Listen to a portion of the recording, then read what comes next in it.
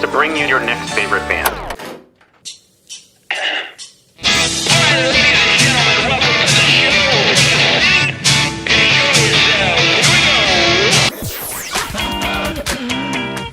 Sweet, that intro is my new favorite band. That's phenomenal. I'm so excited to be on. Yeah.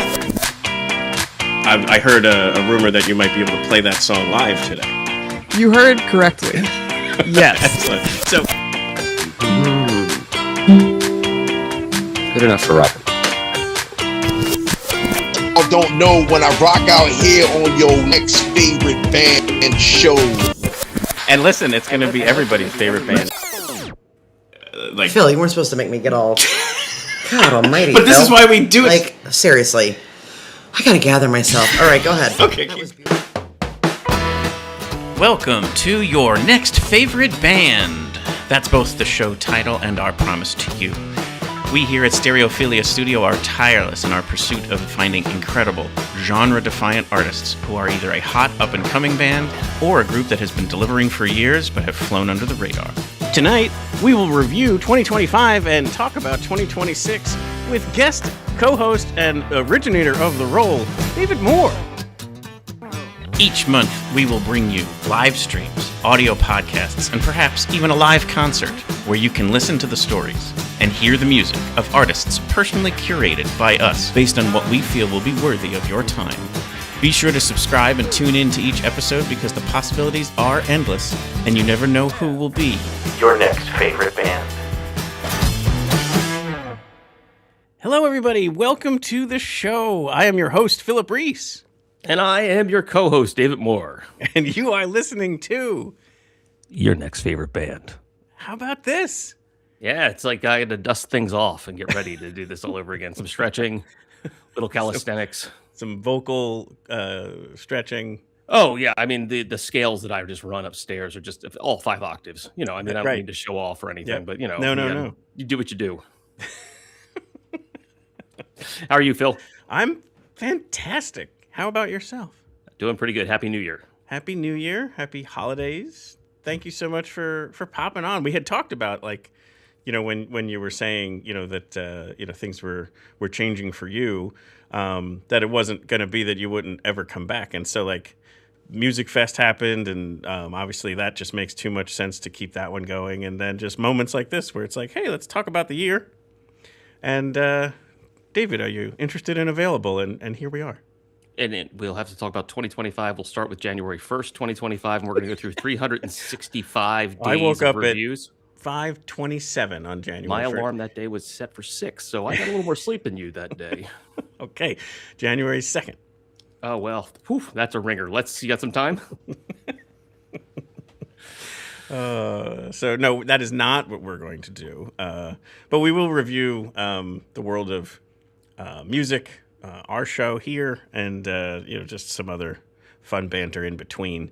I would say predominantly it would be more about the review of 2025, but we'll sprinkle in some 2026 plans. Yeah, you got to preview things that are on the horizon. Got to provide some teasers.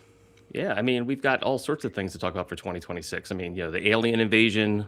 Were we not supposed to mention that yet? No, that comes second half of the episode. Oh, gotcha. Sorry. But yeah, so one of the things, and this has been true since the beginning of this month, when you reach 1,000 followers on Instagram, you can start to live stream to Instagram. So it's a wonkier setup. If you saw me slightly distracted, it's something I have to do after we start the stream. So like as that opening show music is playing, I'm doing a whole bunch of other things. But if you're checking us out on Instagram, thank you and hello.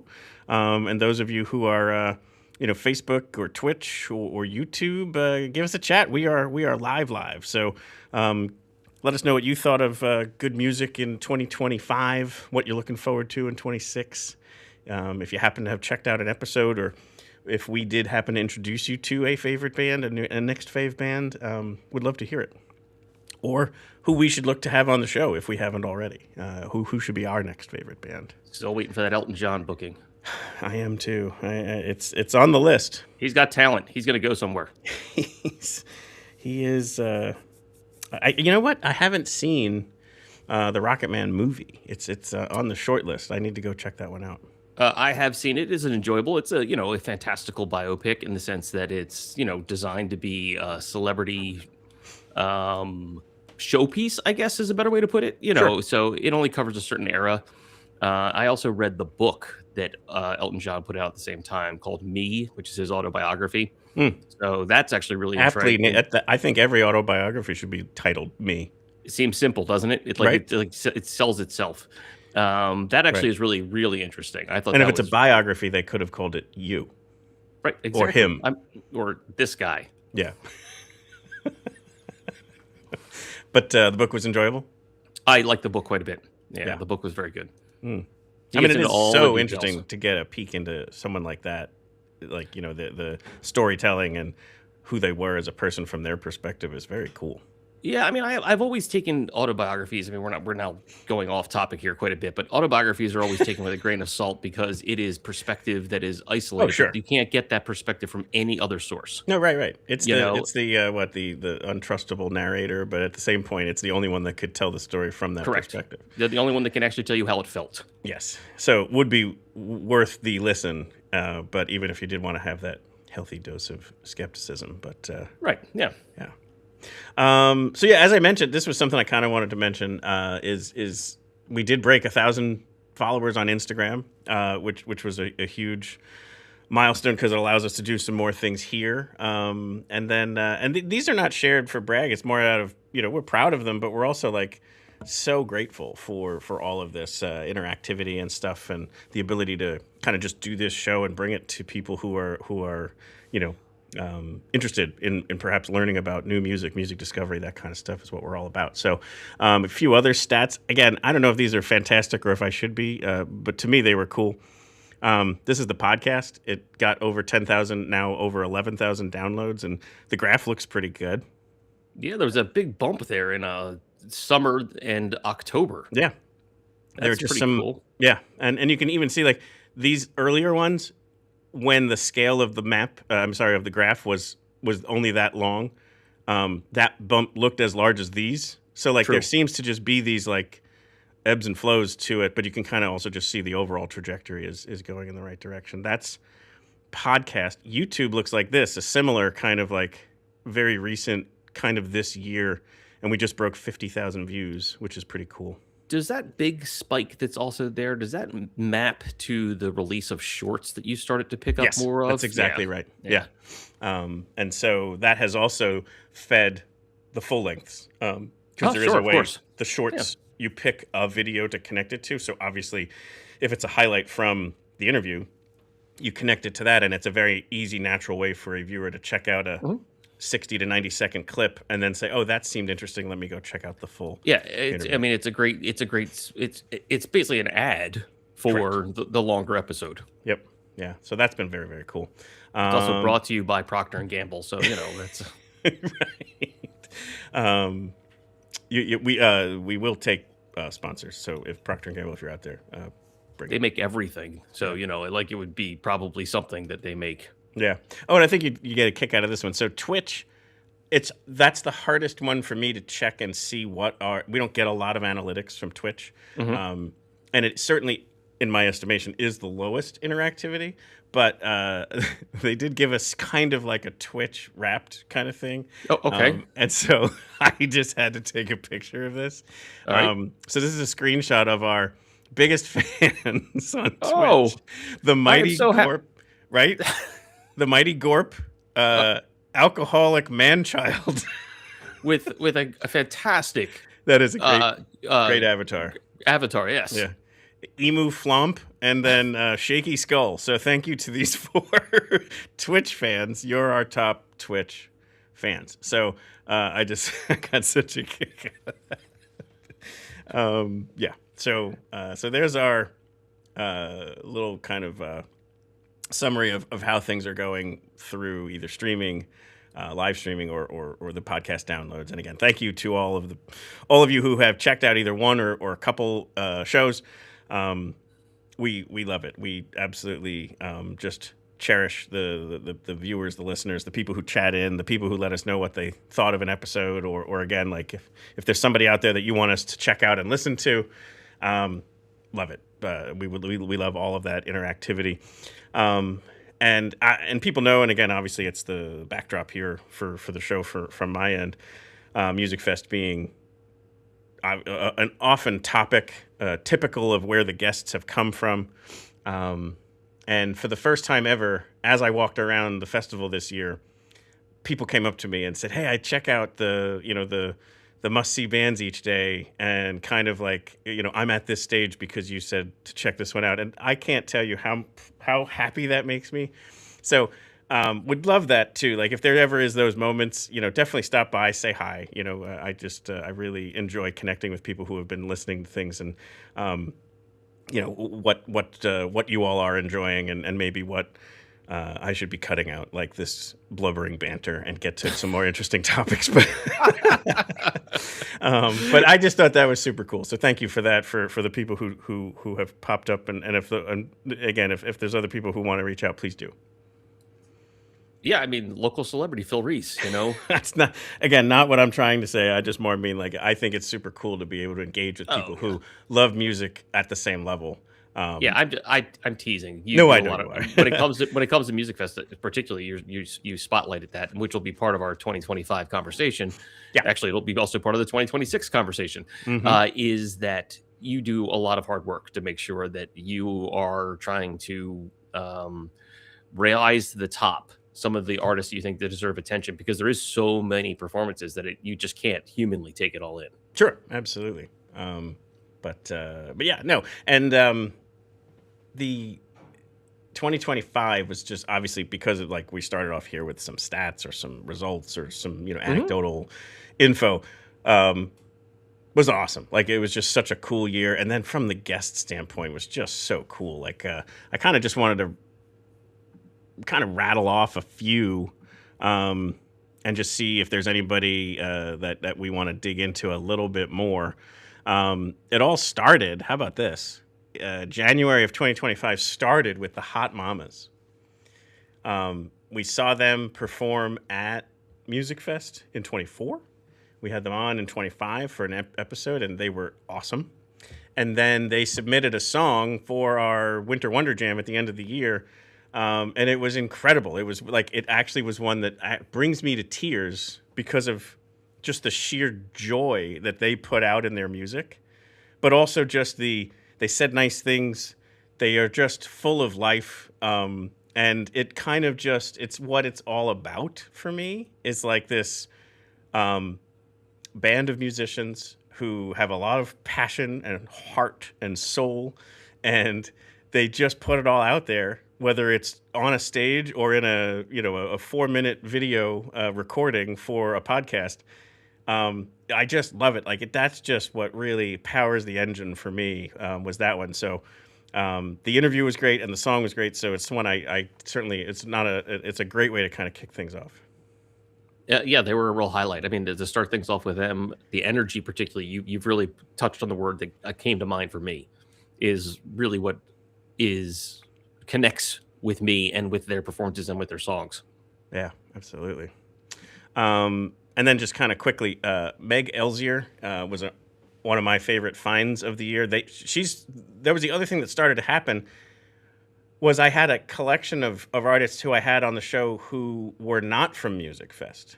It was either people who had submitted, like just said, "Hey, I'd like to come on the show. Here's a link to my music," or somebody that I saw open, for someone else. Those kinds of things, or just simply, in checking through streaming music.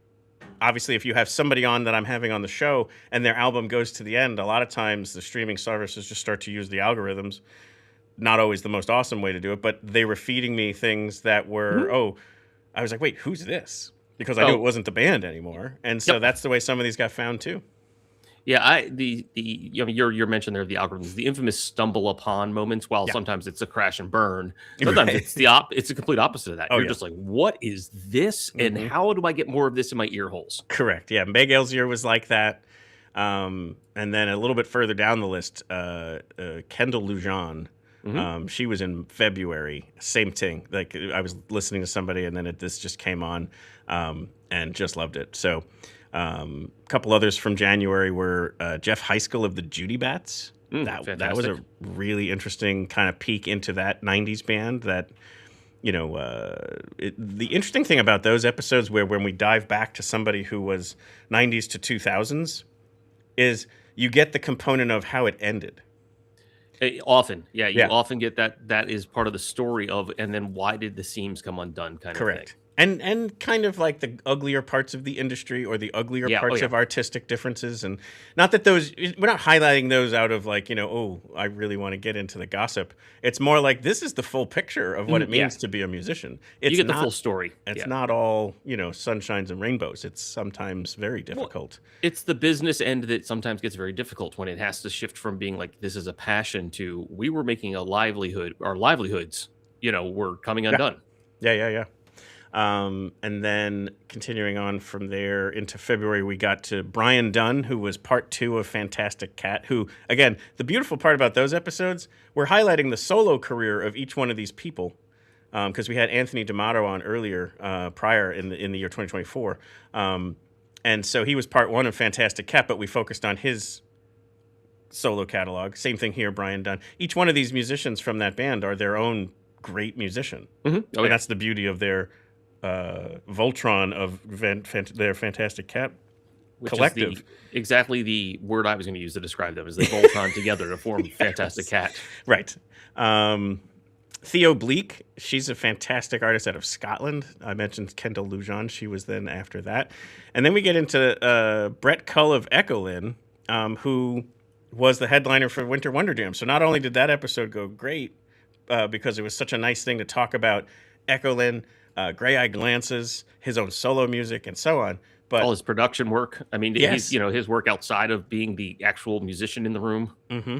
Yeah. Oh my gosh. Stuff. Very cool. And then he brought on music producer Glenn Rosenstein, because he was the one that produced the Gray Eye Glances album. Mm-hmm. And he had fascinating stories to tell and share. And I always joke, I went from the number of people who have had a Grammy on the show went to 3, all because of Glenn Rosenstein. I went from 0 to 3 because he has 3. But he was just such a very, very cool person to have on. He was very obviously well versed in the industry. And then after that, Damn Tall Buildings, which was like our favorite find from Musikfest 2024. Mm-hmm. Now, it wasn't the full band. Here's kind of this is where now the look forward or the preview into 2026 kind of blends in a little bit. Avery Bellata, who's the fiddle player, was the person who could meet. He actually met me in person in Brooklyn, where they live. I was visiting my daughters. It's so like unbelievable. Like we had to go to Brooklyn to go meet. Right. I was visiting my daughters in college, and I said, "Hey, I'll be in Brooklyn that weekend," and he was like, "Cool, let's meet up." So. One of my favorite conversations, because he is so interesting with music and philosophy on music and life in general, and just such a cool person to just chat with. I felt myself just asking a question and then shutting up and enjoying it and forgetting we were recording it. Like, he was just such a cool person. But I had wanted to obviously interview Max and Sasha, who are the other 2 members of the band. Right. They've agreed to come on, so we're just finding a date. It'll either be February, March, April. It'll be soon, because they just released brand new music. A brand new album came out, and so it'll be a good time to have them on as another kind of episode for them, but now focused on the Max and Sasha story. Who else? The Flying V's, love their sound. John Kim Fay. Hermosa, and those 3 I got more from my introduction to the Philly scene through people like Dan Drago and Nate Runkle, the people who do the music podcasts that we've kind of done the collaborations with, and just simply been able to kind of meet people, get connected with people, and then also attend music networking sessions. They do them down there. One's called Inside Hustle. And so just met people through that. And all 3 of those are all Philly musicians. And again, the thing there that's kind of cool is, like, I've been saying to them, oh, you should play Musikfest, which would be just neat if we can get some of these just incredible Philly artists to come up this way and be part of the festival, I think would just be awesome. Or even outside of the festival, like do venues like Godfrey Daniels, you know, or Inkwell, or, you know, the various different possible options for them up this way. Would just be neat to see more and more Philly artists up this way and Lehigh Valley artists down in Philly. I think would be a very natural progression for things. I agree. I think that would be great. Yeah.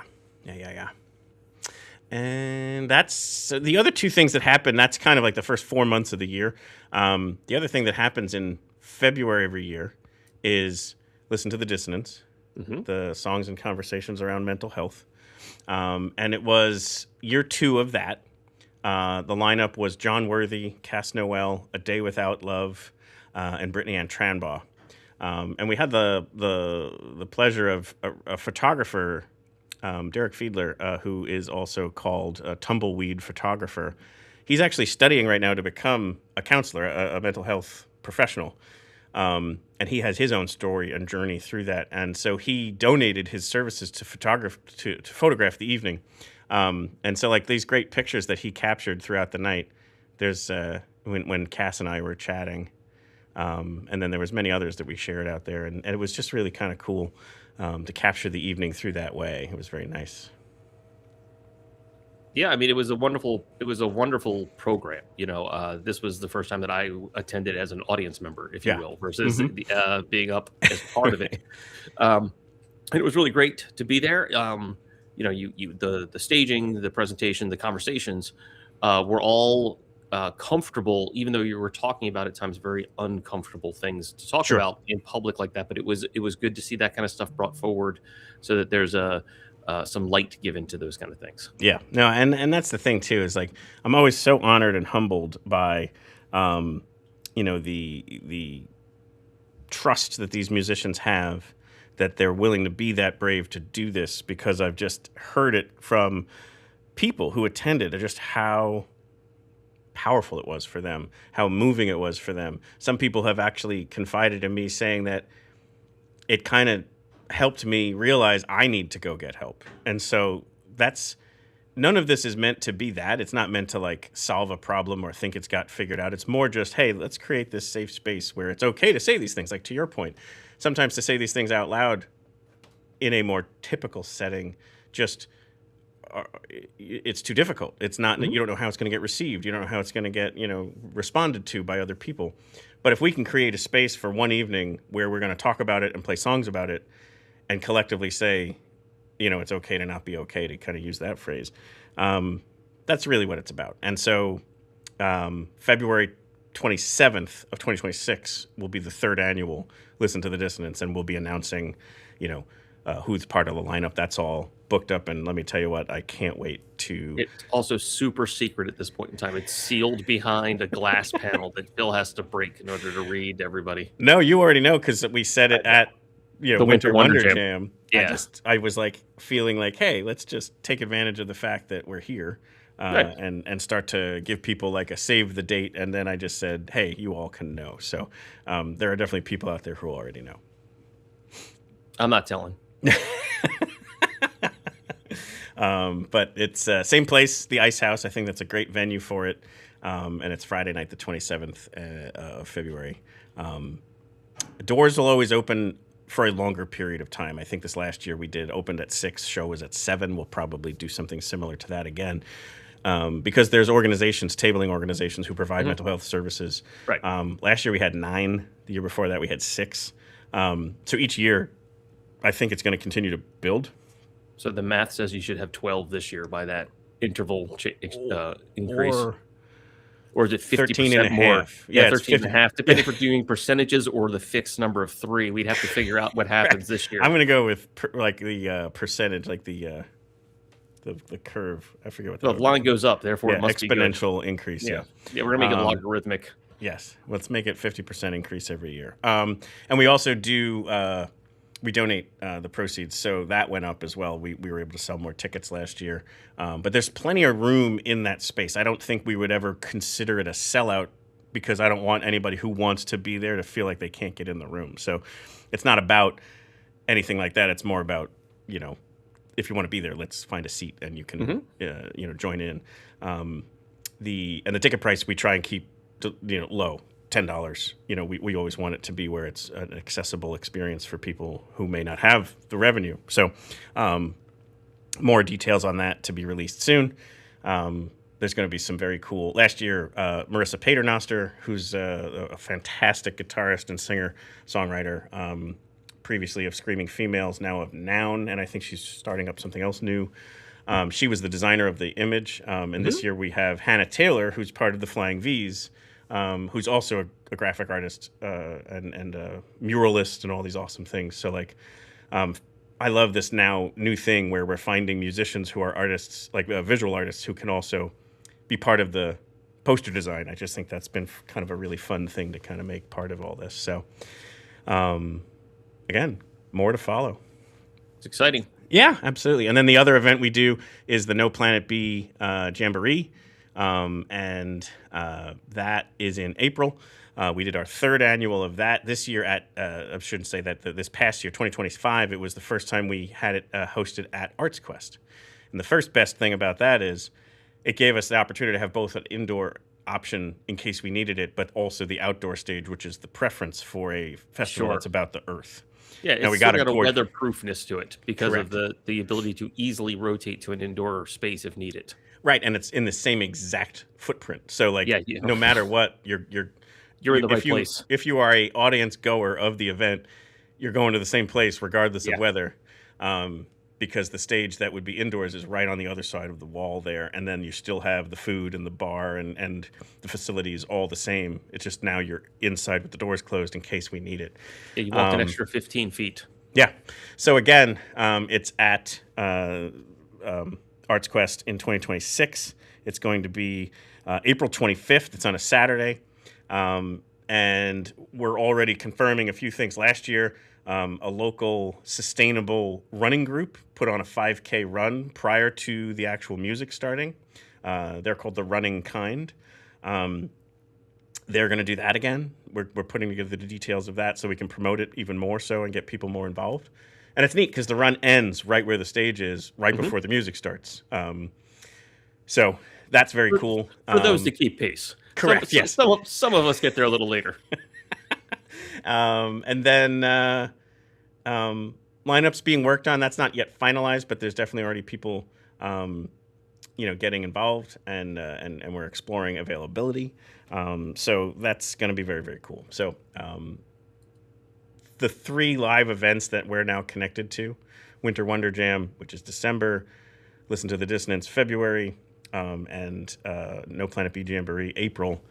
Just have continued to be such a lovely aspect of what we're trying to do so far, and we're trying to keep it this way. Everyone who gets booked for the live event has been on the show or will about to be on the show, so it's like they are next fave bands, so you can check out an episode that they were a part of to get their backstory, to get involved, familiar with their music, and then go see them perform. That's just been such a really cool part of this whole thing. Oh, here I do have, the way I had a picture of Listen to the Dissonance, I have a picture of, this was the No Planet B Jamboree last year, and that is Shane Guarette. Whose T-shirt you happen to be wearing? I am wearing this. I acquired this at that event. I did this 2 weeks ago or whatever. I sometimes knock the picture off the wall. It's so you can change it out. Keep it fresh. I think I need to do something about that because one of these days it's going to smash to the ground. Oh, yeah. It's going to be like shattering glass. And you'll be like, wow, that's an interesting sound effect. Not a sound effect. Yeah. And Shane has brand new music out right now. In the interest of putting music interspersed on this show, let me play some brand new Shane Guarette. It's called Ain't Looking Good. And it's very recently released, and it is part of my top songs from 2025, which we'll talk about in a little bit. But check out some Shane Guarette.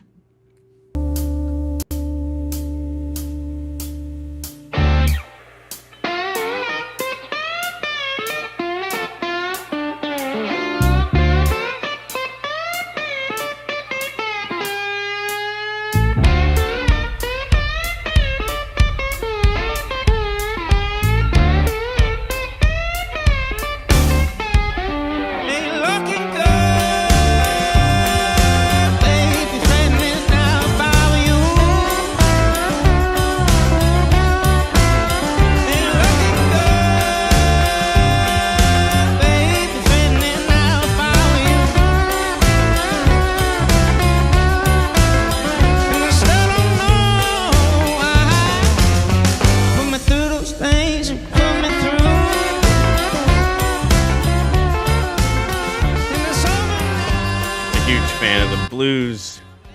think he does an amazing job of it.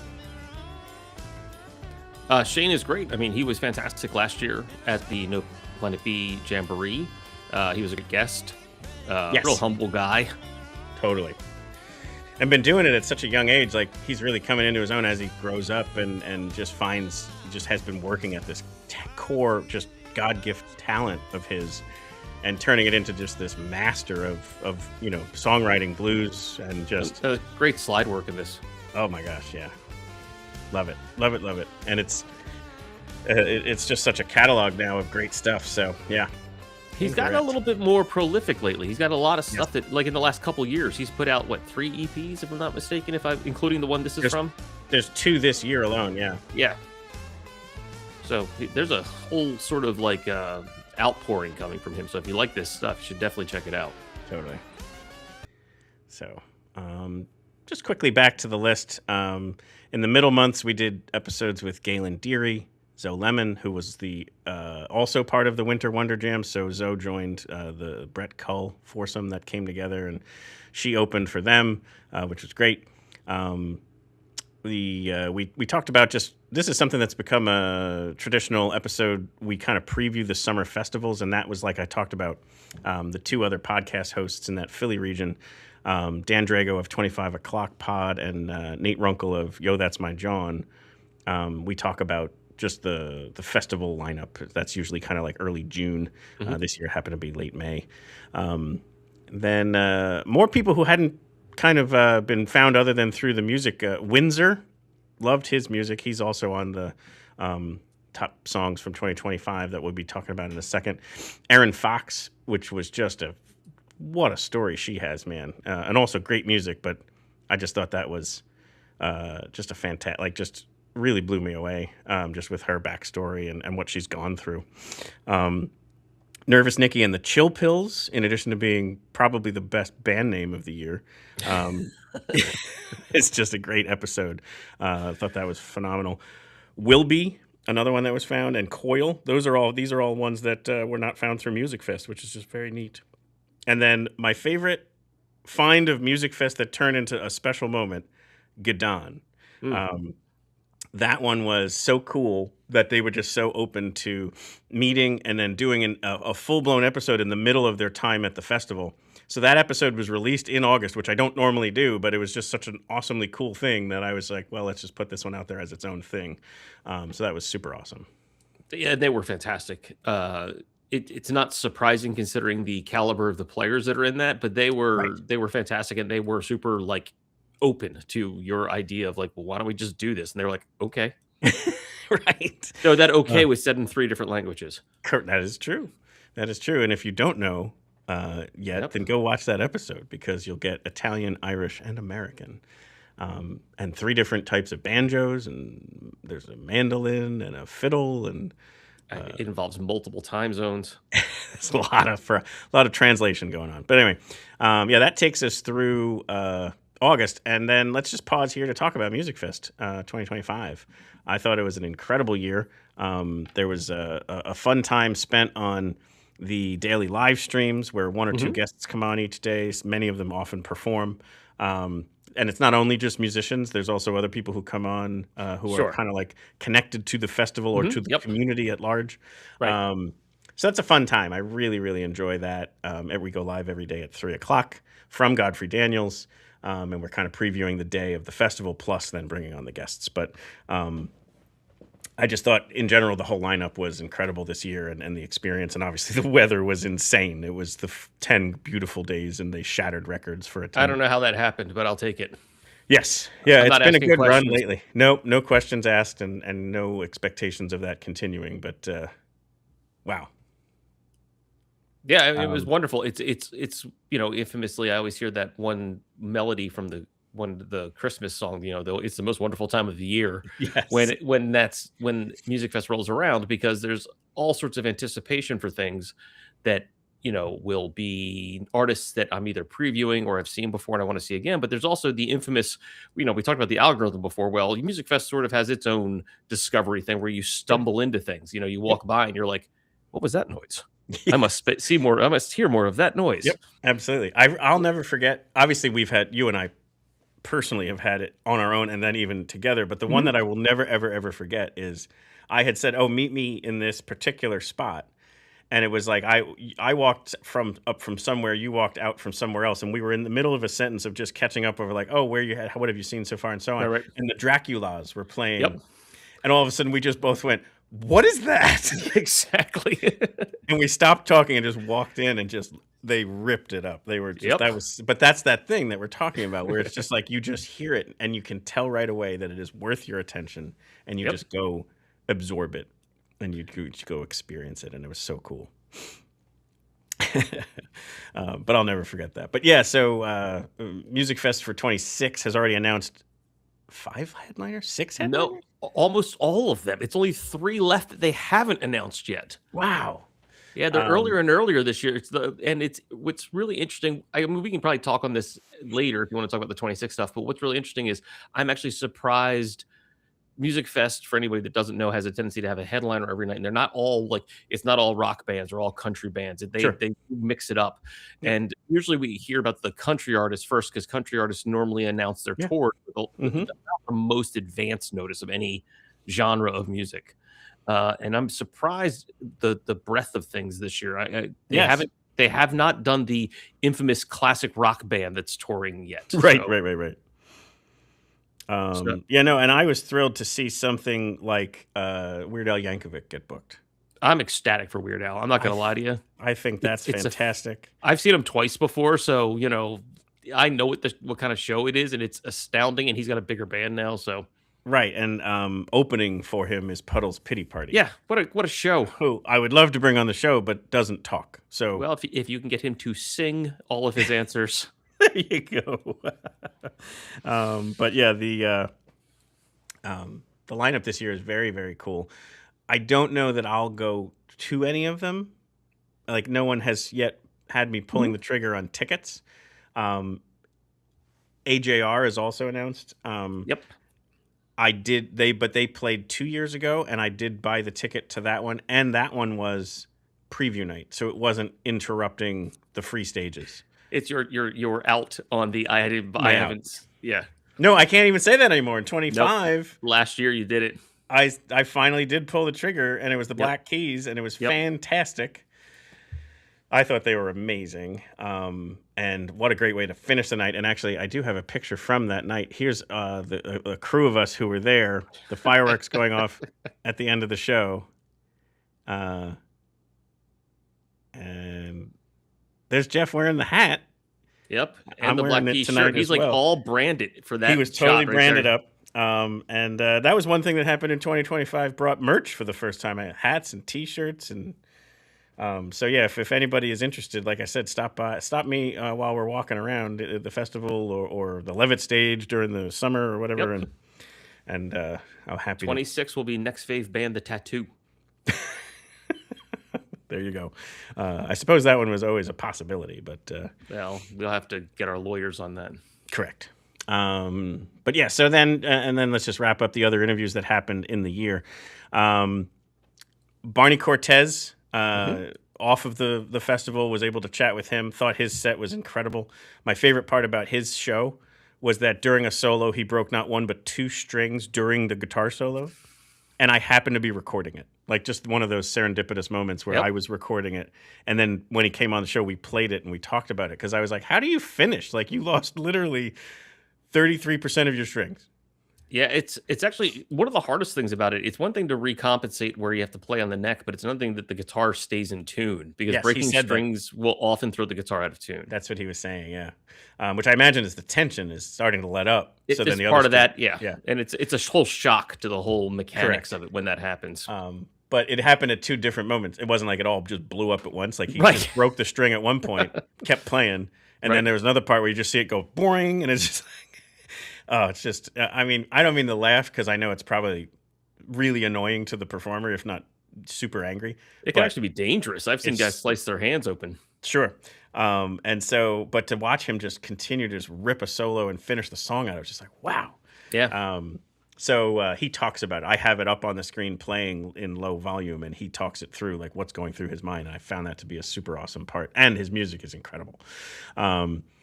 The other band that we found at Musikfest that we absolutely loved, Cajon Concept, out of Pittsburgh. Thought that was an amazing interview and just phenomenal music.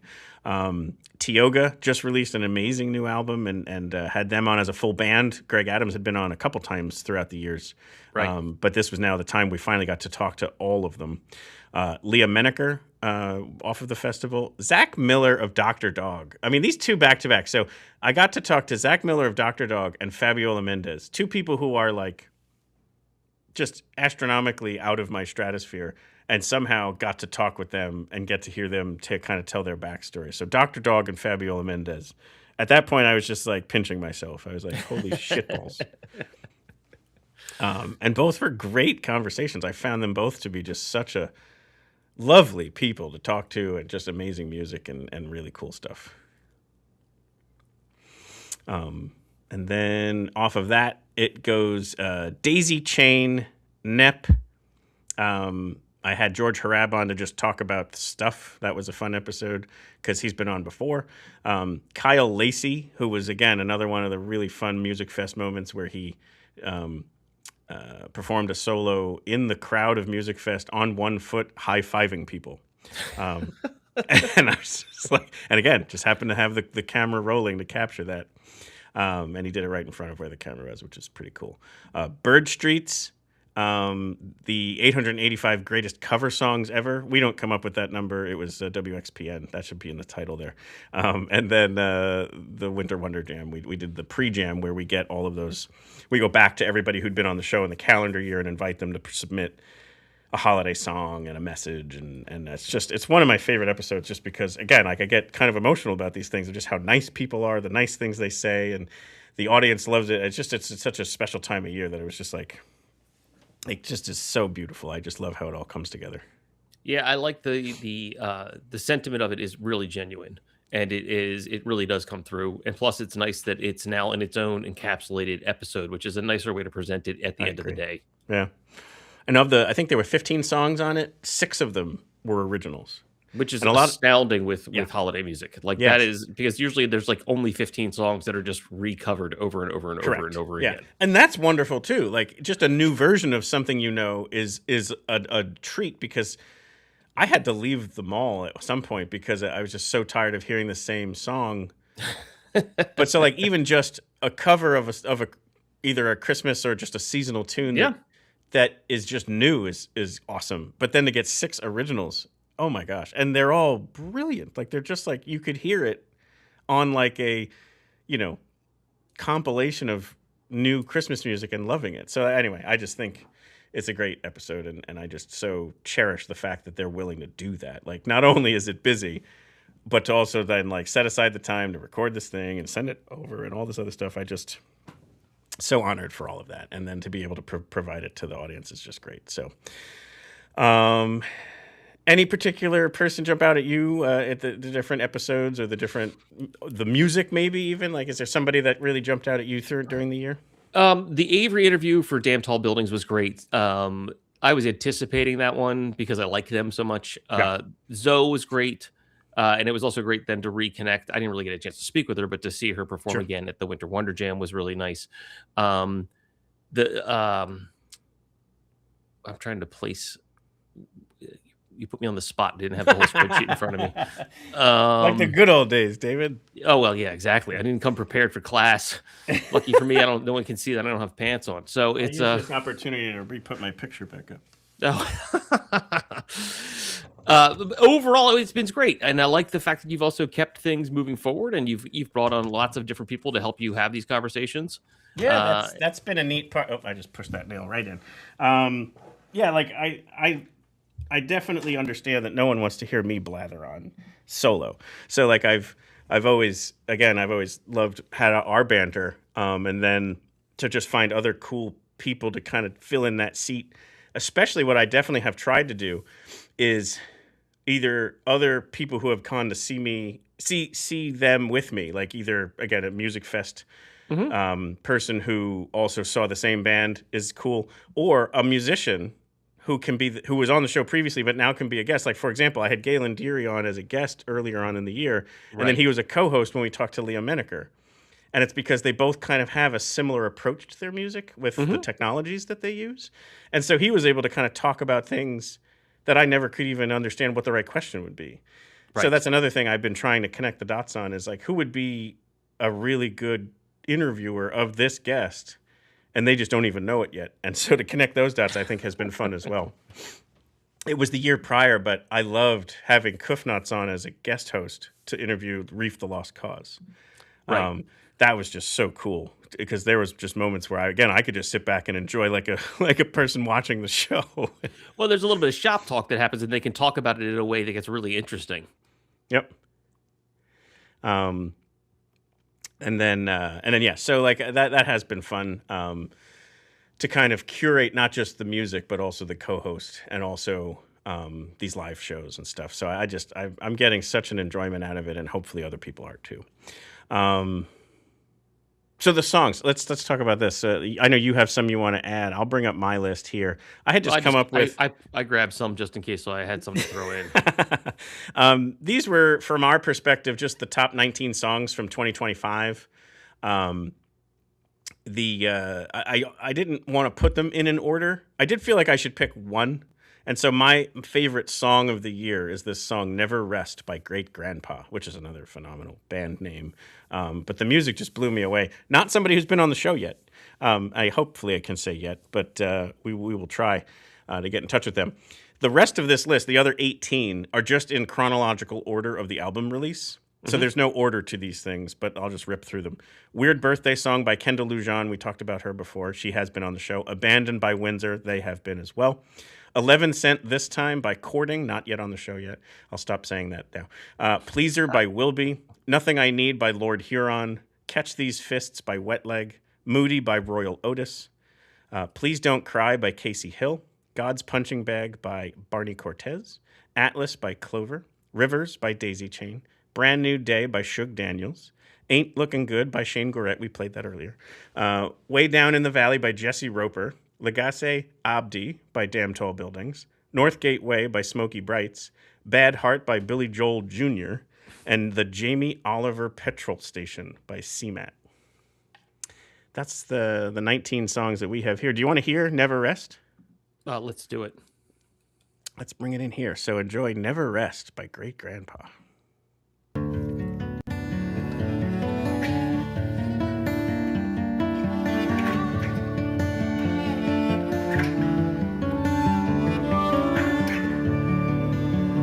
Cross Thomas Place to see the island. Never, never, never. I'll never, never rest. Only sleep. Only sleep.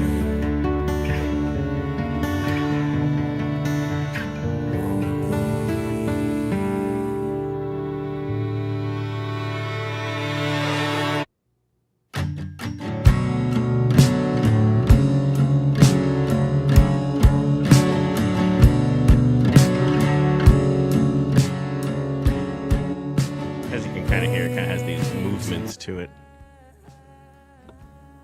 Yeah, it was one of the things that I really liked about it. But then again, I'm always a big fan of songs that are structured as the artist wants them to be, and it doesn't always have to follow a verse chorus type, No, structure. I mean, if that's what the song is, great, wonderful. But if you need to be outside that, that's wonderful too. Yeah. If you don't like, not feeling like you're, kind of constricted by that, then Correct. The freedom to write a song that you want it to go in the way that you do. But a lot of emotion in this one, and just a lot of just gorgeous, like, I say orchestration, not meaning the strings, but they are there, but like more just how the whole song is engineered and orchestrated, just from that perspective of. It's also a very beautiful recording. Like, I know Yes. that sounds like, but it is so well recorded. There's so much space to hear all of that instrumentation, because there's a lot of it on there that you can still pick out. Yeah. So these 19 songs, I'm actually going to release it after this episode goes out.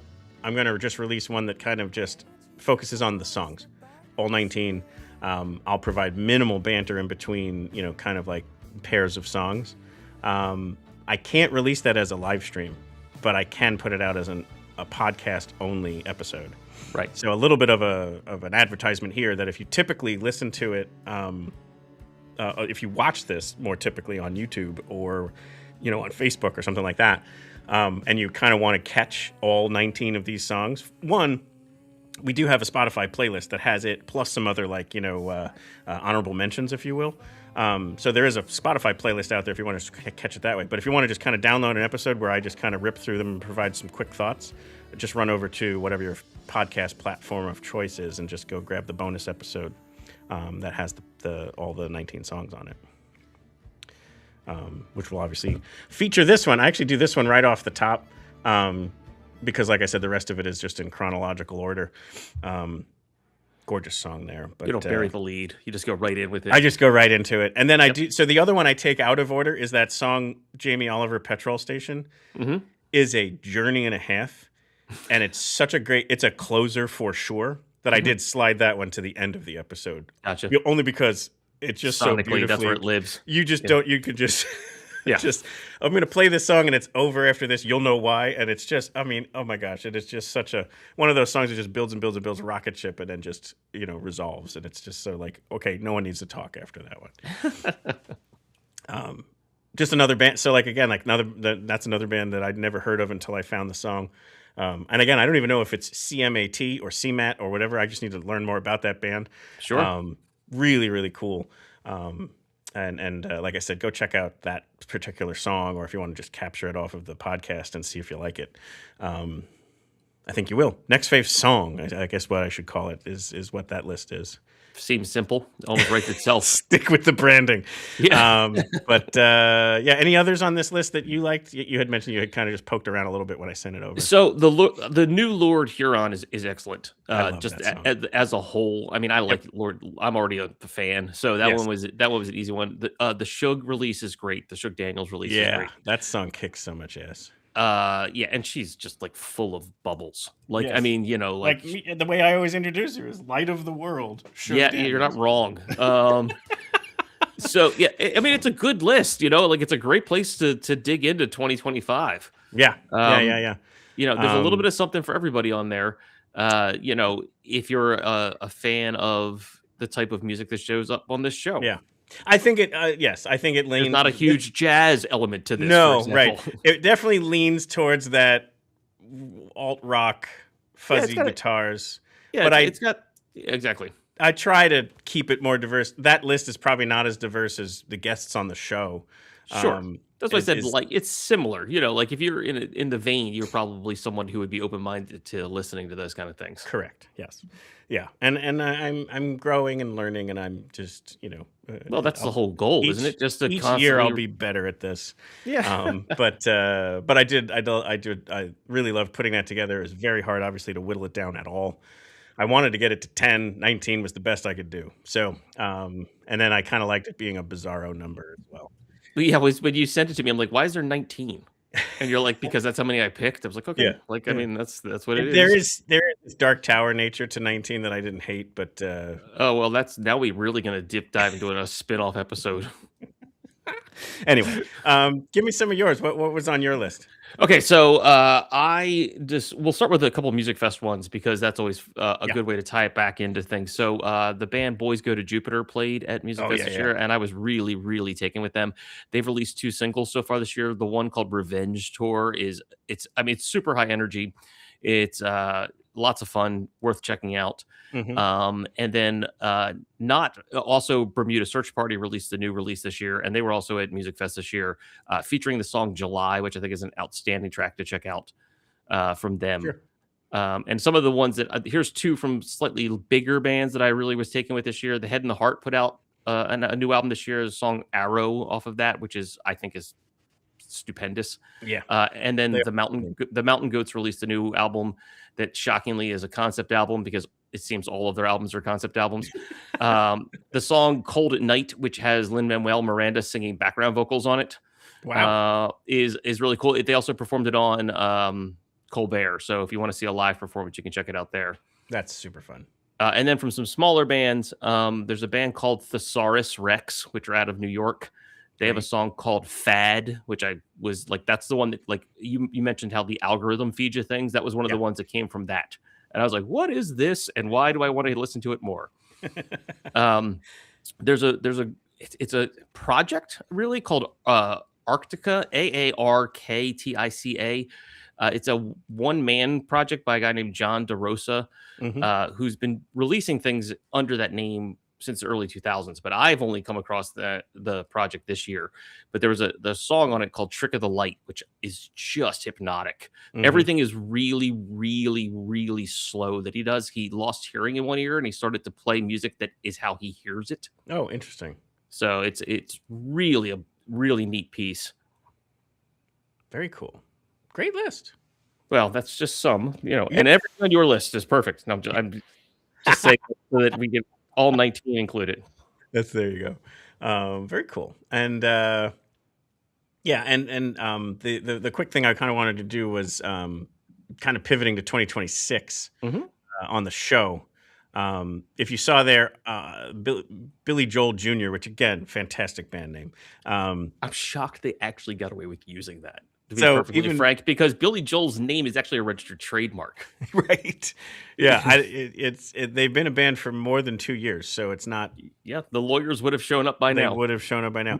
But the funny thing is, there's a story that they did an April Fool's joke, like almost to themselves, that it happened, and it went viral. Like they thought it was just going to be like a funny Instagram thing for their followers, and all of a sudden it was like posted on actual journalistic sites that it was happening, which. Again, it's just a gag, so like they didn't get in any trouble for it, but it helped kind of just promote their name. It was pretty awesome. Sure. The reason why I know all that is they're a guest on the show. So like in my prep for that episode, it'll be it's either going to be episode 1 next week for 2026 or the second week. So it'll either come out the 6th or the 13th, 14th. Very soon, regardless. Correct. Very soon. Yes, I'm trying to think of what we always release on Wednesdays, so that's 5th, 7th, or 14th. But yeah, it'll be one of those two. So Billy Joel Jr. Is going to be a guest on the show. There's this new streaming service called Coda, CODA, like that's musical symbol. Yep. The CEO of that new streaming service is coming on the show. Oh, cool. Randy Fusey, yeah, and they've gone very like. Pro artist. So I was just going to ask what differentiates. I'm asking both for myself and for as an audience member. What differentiates Coda from the other plethora of streaming options? They pay the artist more, and it's almost got a Patreon level kind of experience in that you can also subscribe to the musician to get them even more money. So it's almost like if you took streaming and Patreon and put it together. And then through that service, and then you would get exclusive stuff from that artist through that. Gotcha. Special releases to their supporters. Correct. Yeah, and stuff that I don't yet know. Like I'm going to be asking some of these same questions. So like there's just aspects to it that I think will be pretty interesting to see if there is a more ethical streaming service option out there. So that'll be an interesting one to chat about. If you remember, we have this Behind the Sound. We've done it with the Radiohead tribute band They're There. We've done it with Blair Crimmins and the Hookers. We were able to do it with Start Making Sense, who is the Talking Heads tribute band. And so I've already done the recordings. I went to their show on the 27th, so like basically last Saturday. And so it's just a matter of pulling that together. So like in February, we'll have an episode where we'll have on John Braun and other members of the band. There's 9 of them to just kind of like talk through how they go through the ability to create this iconic sound and experience. Because man, is it just so well done. It's the whole show. Correct. Yeah. And so it'll be just a fun one to kind of like to just again share that because they are so people. If you like the Talking Heads and or Start Making Sense, the tribute band. Or both, you're going to have an interest in learning. You probably like the Talking Heads if you like the tribute band. True. Just I guess what I'm saying just a hunch on that one. If you've just there might be festival goers who just caught it and was like, I didn't like the Talking Heads before, but that was a fun tribute show. Like, you know what I mean? Like they're a great original band. I got some news for you, bud.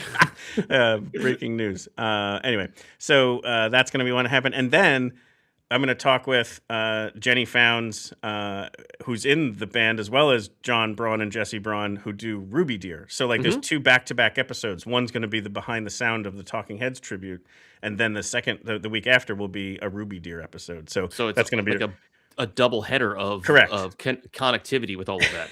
That's exactly right. Yeah, that's So great. that'll be great. If you remember, Ruby we Deer is interviewed great, by the way. If anybody is interested, like check Yes. them out now. Like Some of the most- I'll do an unbiased plug for that. Correct. Or fully yes. biased plug, I guess. Fully is what I'm really biased. saying. Me Is too. what I'm saying. And also some of the most talented musicians in the Lehigh Valley. Oh, fantastic. Yeah, Yeah. so good.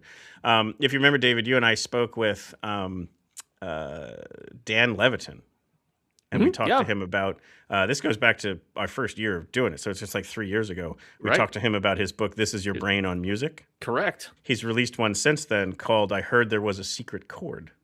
Ah, And so it's a to book that's quote about Leonard music Cohen. as like a healing effort.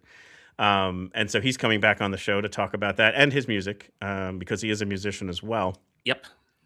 And then 2 others to mention. Favorite find from Musikfest 2025, the Vindies. Oh, amazing. Yes. They will be on in March. They're about to release brand new music. Go check them out too. There you go. Biased, totally biased plug on that one. One more bias plug. And then a kind of a fun one. There's this, I'll call him a personality, a music personality. It's Jacob Givens, if you don't know Okay. this person. He's a throwback to the 90s music. And he's just a very funny. He's very comedic. He was like a movie writer and stuff. I haven't done a full backstory on him, like research wise yet, because his interview is more like March as well. But following him on either Instagram or Facebook is phenomenal, because he'll do these videos about, some of them are just called Buried Treasures, and it's like not necessarily one-hit wonders, but people who are maybe like, oh, I remember listening to them in college and I totally forgot about it. But as soon as you hear the music, you're like, oh, that's right, I remember Wales, Hobo Humpin' Slowbo Babe. And so like he'll bring these songs on that you had kind of forgotten about. So that's Right. one type of thing he'll do. He'll also do these very funny videos of like, hey, this is what it was like to listen to Siamese Dream for the first time. And it's like him just kind of like narrating it and talking about how that felt to listen to either Smashing Pumpkins or Nirvana or whatever for the first time.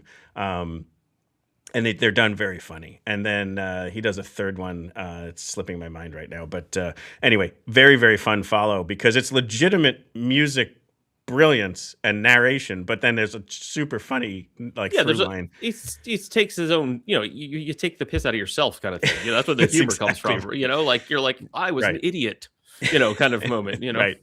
And so between my love of that genre of music and that decade and his, we're going to fanboy out all night, and it should be a really fun watch and listen. So That'll be good. That's like the first 3 months are kind of well structured and booked already. And so super pumped for all of that. And then lots of other things cooking. Like we said, Listen to the Dissonance is scheduled and will be announced, is buttoned up. No Planet B is, the date is booked, and so you can save the date, and then more details to follow on that. So going to be a great, first 4 months. And then at that point, you start hearing about, festival lineups and, the Levitt stage and, Exponential and stuff down in Philly and such. And it may not be 12 degrees. And yes, it's been a very cold winter here. Yes. But yeah, anything in 26 that you're looking out for? I already have tickets for Boys Go to Jupiter, which I mentioned how much I enjoyed their show. Yes. They're playing in Philly in April. So I have tickets for their show in April. Very cool. Yeah. So I'm That's awesome. already looking forward to that. What And I'm venue are they actually- playing? The Foundry. Nice. And then I am actually going to see a modern classical composition in 2 weeks as well. Premiere performance of that. So that should be very interesting. That is very cool. A couple other things for 26 that'll be new. I was actually invited to go to Martin Guitar's Sustainability Summit. Oh, very cool. Because of the No Planet B Jamboree. That's fascinating. Yeah.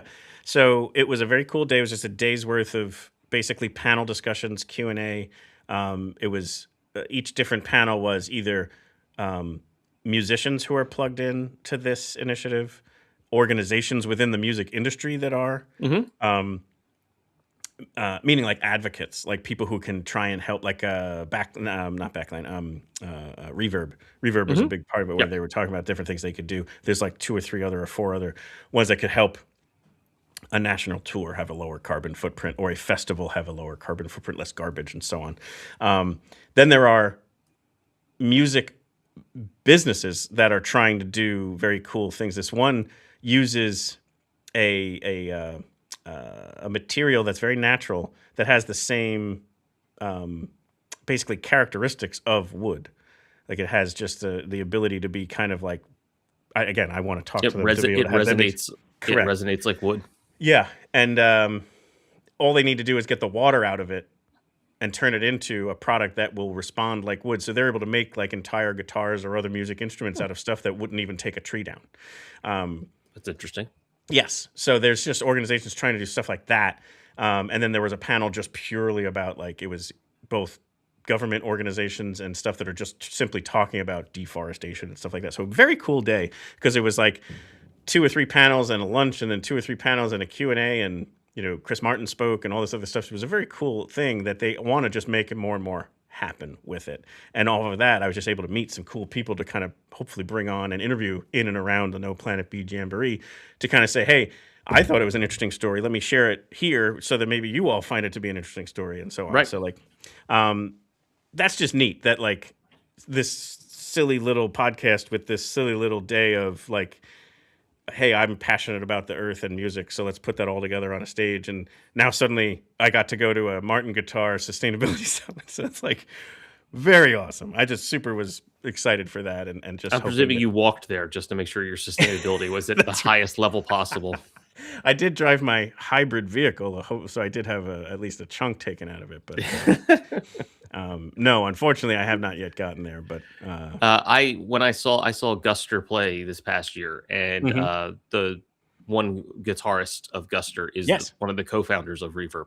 correct. And so and he they was were there ta- speaking at the event. Yes. Well, right, that's when they were in town at the same time, because Okay. they had spent time at Martin and they were talking about that. So it's very funny that we were sort of in the On- orbit of these people at Right, basically bookending that, corresponding yeah. times for different reasons. That is very cool. Yeah. So there's stuff like that that's happening that I just think is going to continue to amplify what we're trying to do here. It's just like, whether it's shining a light on these important topics, and it's Backline providing free mental health services to musicians, that we hopefully can shine a light on how cool that organization is. Reverb.org for the sustainability and renewability of the industry.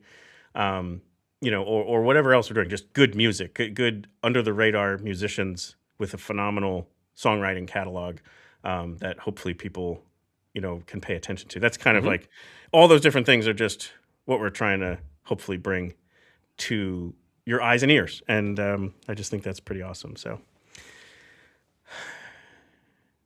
good year. Can't wait for the 26th year. And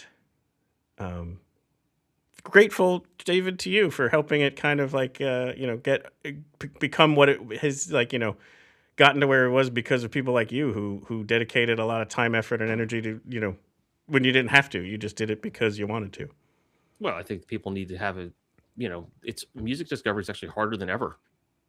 And it is one of the things that, like, while it's easier to listen to music, it's difficult to curate music. Correct. Because it's sort of like the whole, I don't know what you want to call it, like confetti cannon of information that's out there. Like, it's just like in your face and also everywhere all at the same time. Yes. And even back to our conversation about algorithms, it's really only going to give you something very close to what you're already listening to. It's never going to your point about jazz or, rap or R&B, like, Yeah, it's not giving you that if you've listened to nothing but, bluegrass or country. So it's like, correct.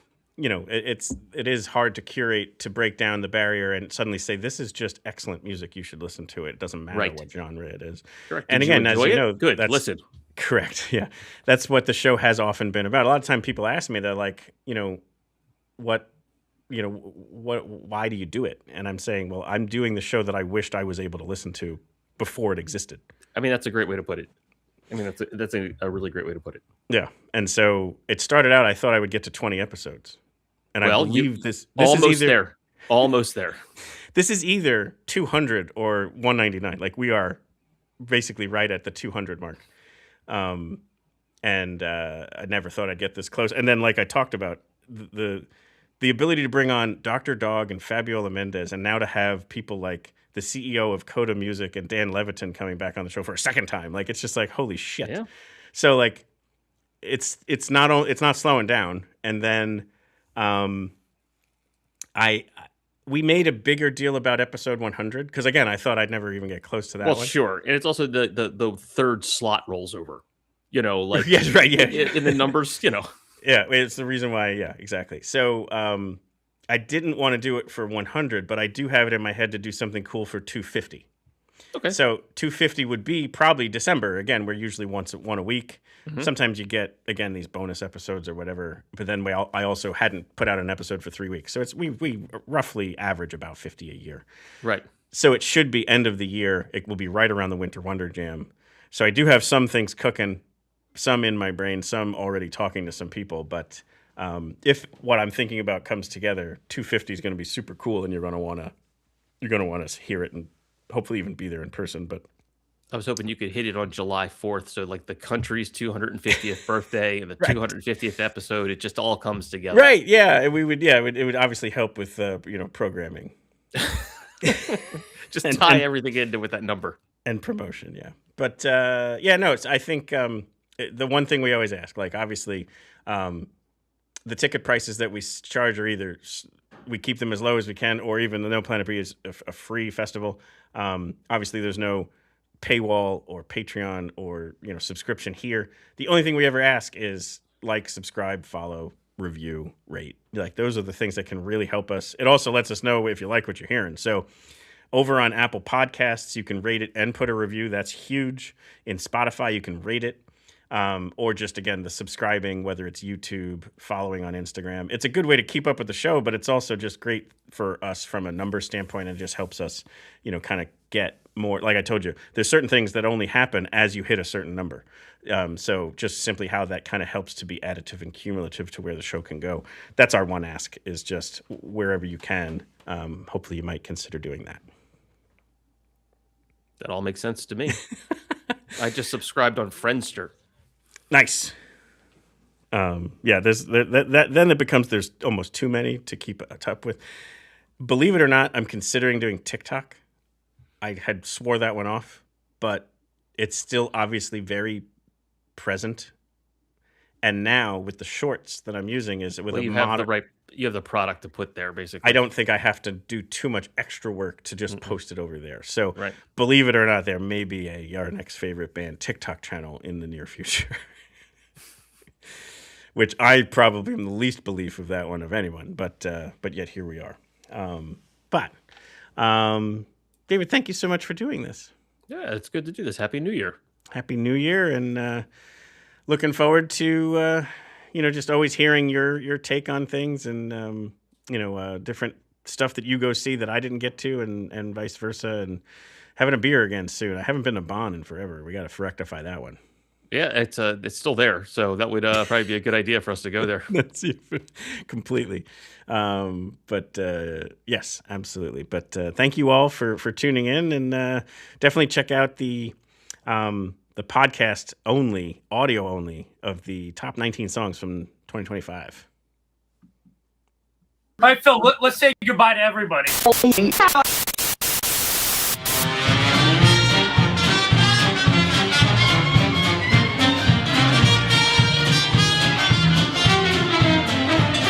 We hope you enjoyed this episode of Your Next Favorite Band.